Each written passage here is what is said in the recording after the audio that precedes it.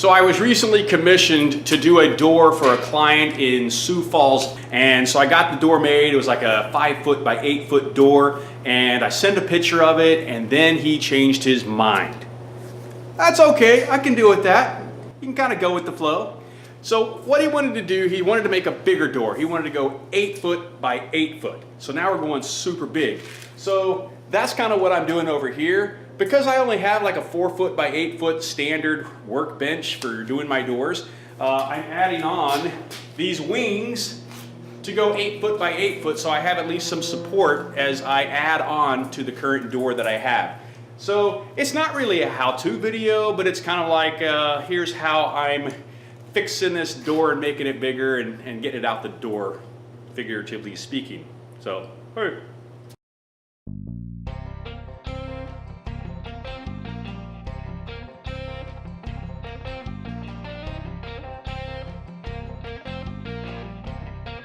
Okay, so I've run into a little problem. I've extended the door, but it's like so big now. It's 8 feet by 8 feet. It's hard to move around in my shop. I'm the only one here, so lifting a door like that has kind of become a bit of a pain. Gotta come up with another idea. We need some assistance. So I had to grab my extension ladder, and I was going to hang a point that I could put a block and fall up there, or I have a chain fall that I had picked up. What was kind of dicey is the 4x4 that I'm putting in there was going between two electric and a water line. So the water line's on the right. So if this failed, I was going to put water all over the shop. So I'm going to weld a tab onto the edge of the door. That way I have a point to pick it up on. And that's all I'm doing is I'm gonna hook up the door and I'm gonna haul it up, get it off the table. Pretty much just get it off the table so I can give myself a workspace to create that 3 foot section that I've added. This is the magic right here. Spray paint the sheet metal, throw in a little blue. Once that does, I cut them all into 12-inch squares. And with this one, I'm just gonna lay them all out.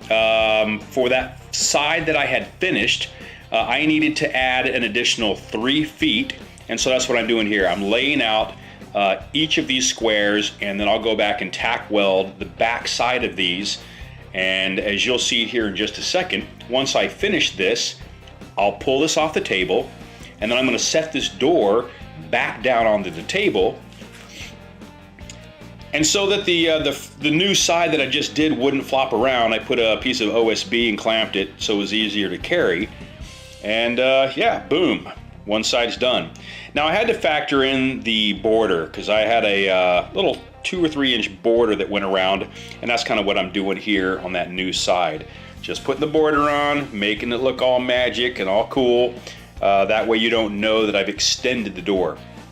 And why I have the opportunity, I flipped the door over, trying to hit some areas that may not have stuck properly or, you know, have a little bit of a bubble. Filled the door with insulation like I always do, and then had more 12-inch squares cut. This time I didn't paint those, but you know, this is a new side, cutting the trim, and gonna go ahead and add all the trim in as well. And then I'll hang the door and paint it once it's off the table. And then I add in vinegar and allow that to rust a little bit. But I tell you, this chain fall made it so easy for me to move this thing around. Problem. 8 foot by 8 foot door. The box had to be 4 foot by 8 foot so it could lean and get under standard doors. This is the door in Sioux Falls. It's hung and it's done. I know this isn't a how-to, but hey, thanks for taking the time to watch the video. If you like what you saw, give me a thumbs up and leave me some comments down below and I'll get to them. Talk to you later.